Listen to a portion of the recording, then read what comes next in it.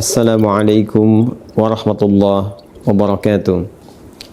Alhamdulillah wassalatu wassalamu ala Rasulillah wa ala alihi wa sahbihi wa man walah wa ba'd.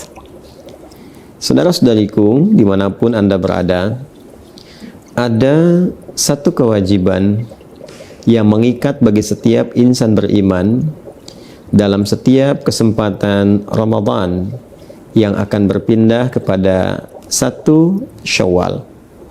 Kewajiban itu disebut dengan zakat fitri atau juga yang viral dengan sebutan zakat fitrah, yang batas pengeluarannya sebelum ditunaikan sholat sunnah Idul Fitri yang 2 rakaat itu. Zakat fitri seperti disebutkan dalam hadis Nabi SAW yang diviralkan sampai kepada kita melalui sahabat Ibnu Abbas radhiyallahu taala anhuma, ditujukan kepada 2 hal utama. Ibnu Abbas radhiyallahu taala anhuma menyampaikan bahwa farada Rasulullah sallallahu alaihi wasallam zakat al-fitri. Rasulullah sallallahu alaihi wasallam telah mewajibkan zakat fitri tuhratan lis-shaimi minal lagwi warafathi, sebagai satu tujuan pertamanya, penyuci, pembersih bagi setiap mukmin yang menunaikan ibadah siam Ramadan dari aneka perbuatan yang tidak bermanfaat atau hal-hal kotor yang pernah berlangsung selama ia menunaikan ibadah siam Ramadan itu. Tanpa disadari, kadang-kadang tersirat pikiran-pikiran yang tidak tepat, kata-kata yang kurang pantas untuk diucapkan, atau tindakan yang sebaiknya tidak dilakukan saat menunaikan ibadah siam yang termasuk dalam kategori lagha dan rafat. Maka mengeluarkan zakat fitri ini otomatis akan menyucikan, membersihkan segala yang dinilai kotor dan kurang pantas tadi. Yang kedua, zakat fitri juga disebutkan di hadis ini tu'matan lil masakin, sebagai support makanan, sebagai support logistik bagi saudara-saudari kita yang tidak mencukupi, yang diistilahkan dengan kalangan masakin atau orang-orang yang masuk kategori miskin, yang kesulitan untuk mendapatkan logistik makanan di hari pada saat semestinya kita sudah tidak berpuasa lagi. Karena itu 1 Syawal harinya disebut dengan Idul Fitr. Fitron seakar dengan kata futur, iftar, yang berarti makanan awal yang dikonsumsi. Pada saat kita masuk 1 Syawal, sebelum kita menunaikan ibadah salat Id, maka sunnahnya kita makan terlebih dahulu, setidaknya makanan ringan yang menunjukkan bahwa hari itu sudah tidak puasa lagi. Hari itu dibolehkan makan kembali. Hari itu adalah raya yang seharusnya orang gembira, yang ditandai dengan makan makanan pembuka.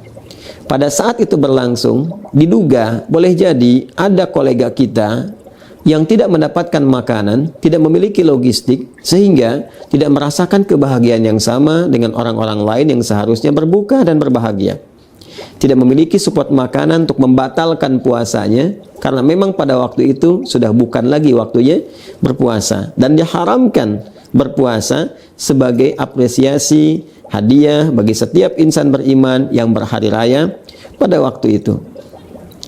Karena itu zakatnya disebut dengan zakat fitri, untuk menunjuk kepada wujud zakat yang diberikan itu. Hadis riwayat Ibnu Umar radhiyallahu taala anhuma yang disampaikan kemudian kepada kita semua, yang menegaskan penjelasan Rasulullah sallallahu alaihi wasallam tentang bentuk zakat fitri ini.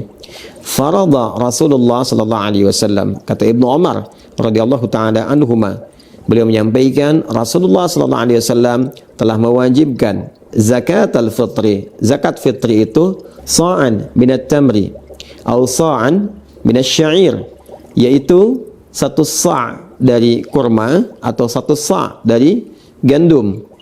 Sa' itu batas ukurannya kurang lebih 4 mud. 1 mud itu kalau ada ukuran standar tangan orang dewasa seperti kami saat ini, yang kita satukan dalam keadaan berdoa seperti ini, lalu dihadirkan, dituangkan kurma atau gandum seukuran tangan orang dewasa seperti saat sedang berdoa seperti ini, itu disebutnya 1 mud. Jadi kalau 4 mud ukurannya kurang lebih ukuran 4 tangan ya orang dewasa saat berdoa seperti ini. Itu 4 mud sama dengan 1 sa'. Kalau dikonversi ke ukuran kita saat ini, tentunya akan sesuai dengan bahan makanan pokok yang dikonsumsi. Karena mayoritas ulama menilai bukan kurmanya, bukan gandumnya, tapi makanan pokok yang memang dikonsumsi oleh penduduk di negeri itu. Jika di Madinah pada masa itu makanan pokoknya kurma, gandum, dan di sini bahan untuk makanan pokok nasi kita yaitu beras, maka dikonversilah kemudian satu jenisnya dari kurma, gandum berupa makanan pokok kepada beras yang menjadi bahan makanan pokok di negeri kita. Lalu dikonversi ukurannya setidaknya ada sesuai dengan 2,5 sampai 3 kilo beras atau 3,5 liter. Kalau kita contohkan misalnya ini ada contoh ukuran yang 3 kilo ya, ini kurang lebih 3 kilo ini beras yang sesuai dengan ukuran 1 sa' ya, 3 kilogram atau disesuaikan dengan 3,5 liter. Dan wujudnya teman-teman, bentuk isyaratnya kepada makanan pokok. Karena memang filosofi dari zakat fitri ini adalah memberikan kemampuan dan kesempatan kepada orang-orang yang tidak memiliki logistik makanan untuk mendapatkan support makanan itu agar ia bisa makan, bisa berbuka, bisa futur, bisa iftar, bisa fitrun ya, untuk makan dan menunjukkan hari itu hari bahagia, sudah bukan waktunya puasa lagi. Jika dulu kurma itu makanan yang siap santap, sampai sekarang hampir jarang orang yang memasak kurma karena sifatnya bisa langsung dimakan. Karena itu mudah dibagikan sebelum sholat 2 rakaat Idul Fitri. Maka boleh kita bagikan misalnya setelah sholat Isya di malam Id, kemudian bertakbir, kita bagikan, dan tentunya boleh saja kita sertakan juga makanan-makanan pendamping yang sifatnya memberikan warna dan rasa ketika digabungkan dengan makanan pokok. Misal, kita tadi ingin memberikan beras misalnya, kita berikan di malam Idnya. Lalu disertakan makanan-makanan lain pendukungnya seperti ikannya misalnya, kan? Atau misalnya hal-hal lain yang sekiranya bisa dipadukan dengan nasi ketika nanti beras ini dimasak, dan pos untuk bisa menambahkan makanan-makanan tambahan tadi bisa kita ambil di skema infak. Jadi ada yang zakat di makanan pokoknya, kemudian infak untuk menyertakan sehingga menjadi bentuk sembakonya. Bisa kita sertakan misalnya minyak gorengnya, gulanya, sehingga ketika diberikan pada kalangan yang berhak menerima itu dari kalangan miskin atau masakin, maka dia menerima utuh dalam bentuk sembako yang disiapkan untuk keesokan harinya bisa dia nikmati. Jadi zakat fitrinya konversi makanan pokok, skema infak yang didapatkan selama Ramadan misalnya bisa disertakan ke dalam pelengkap dari makanan pokoknya. Itu spirit yang ingin kita sampaikan. Kemudian zakat fitri juga wujud fisiknya berupa makanan pokok, tapi hikmahnya yang sangat dalam juga memberikan dampak kepada nurani kita yang paling dalam, ke jiwa kita untuk kembali kepada keadaan bersih.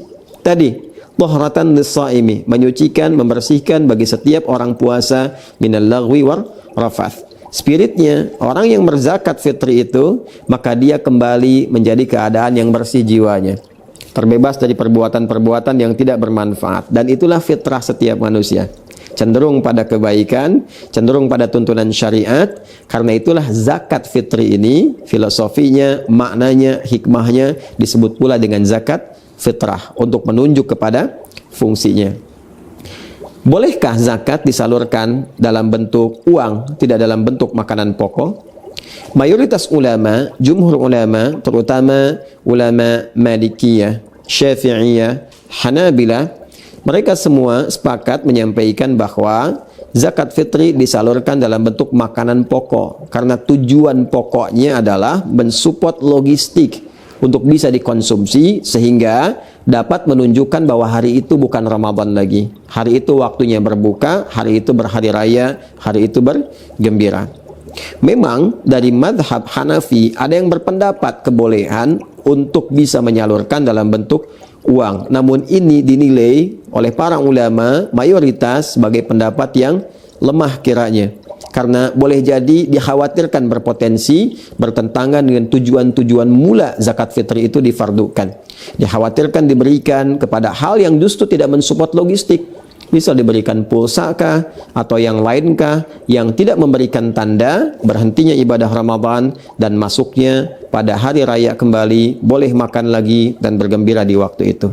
Kalaupun memang kita menilai misalnya dia makan tapi dia juga butuh pakaian, butuh misalnya aspek yang lain, maka sertakan skema infak yang mungkin dikumpulkan dalam konteks zakat mal saat teman-teman sekalian mengumpulkan itu pada saat kesempatan Ramadan.